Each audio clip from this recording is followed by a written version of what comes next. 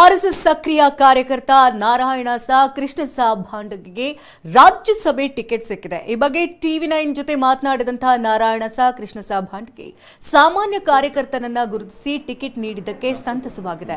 ಇಂತಹ ಕಾರ್ಯ ಕೇವಲ ಬಿಜೆಪಿಯಲ್ಲಿ ಮಾತ್ರ ಸಾಧ್ಯ. ಅಯೋಧ್ಯೆ ರಾಮ ಮಂದಿರ ಹೋರಾಟದಲ್ಲಿ ಭಾಗಿಯಾಗಿ ಜೈಲು ಸೇರಿದ್ದೆ. ಅಯೋಧ್ಯೆಯಲ್ಲಿ ವಿವಾದಿತ ಕಟ್ಟಡ ಬೀಳುವುದನ್ನು ಕಣ್ಣಾರೆ ಕಂಡವನು ನಾನು. ಅಯೋಧ್ಯೆಯಲ್ಲಿ ಬಾಲರಾಮನ ಪ್ರಾಣ ಪ್ರತಿಷ್ಠಾಪನೆಯನ್ನು ಕಂಡಿದ್ದೇನೆ. ಈಗ ನನಗೆ ಡಬಲ್ ಖುಷಿಯಾಗಿದೆ ಅಂತ ತಿಳಿಸಿದ್ದಾರೆ. ಟಿವಿ ನೋಡಿದ ನಂತರನೇ ಗೊತ್ತಾಯಿತು ನಾನು ಸೆಲೆಕ್ಟ್ ಆಗಿ ಅಂತ ಮಾಡಿದ್ದಾರೆ ಅಂತ.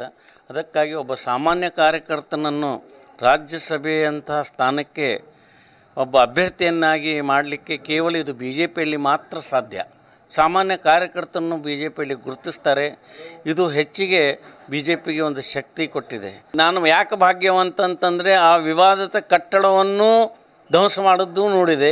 ಇವತ್ತು ರಾಮ ಮಂದಿರ ನಿರ್ಮಾಣ ಆಗಿದೆ, ಅದನ್ನು ನೋಡ್ತಾ ಇದ್ದೇನೆ. ಹೀಗಾಗಿ ನಾನು ಭಾಗ್ಯವಂತ ಅಂತ ಅನ್ನಿಸ್ತದೆ ನನಗೆ. ಅನೇಕ ಬಾರಿ ನಾನು ಹೋರಾಟದಲ್ಲಿ ಮಾಡಿದ್ದೇನೆ. ರಾಮ ಜನ್ಮಭೂಮಿಯ ಹೋರಾಟ, ಕಾಶ್ಮೀರದ ತಿರಂಗಿ ಧ್ವಜದ ಹೋರಾಟ, ಹೀಗೆ ಅನೇಕ ಹೋರಾಟದ ಮಾಡಿದ್ದೇನೆ.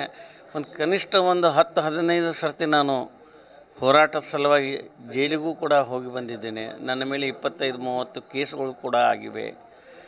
ನಾನು ಮಾಡಿದಂಥ ಕೆಲಸವನ್ನು ನನ್ನ ಪಕ್ಷ ಗುರುತಿಸಿದೆ. ನನ್ನ ಪಕ್ಷಕ್ಕೆ ನಾನು ತುಂಬ ಋಣಿಯಾಗಿದ್ದೇನೆ. ಅನಂತಕುಮಾರ್ ಅವರನ್ನೇ ಹಿಡ್ಕೊಂಡು, ಯಡಿಯೂರಪ್ಪವನ್ನು ಹಿಡ್ಕೊಂಡು ಅತ್ಯಂತ ಒಡನಾಟ ಇತ್ತು. ಅನಂತಕುಮಾರ್ ಮತ್ತು ನಮ್ಮ ಯಡಿಯೂರಪ್ಪ ಅವರ ಜೊತೆ ನನ್ನ ಮೊದಲಿಂದ ಬಹಳಷ್ಟು ಒಡನಾಟ ಇತ್ತು.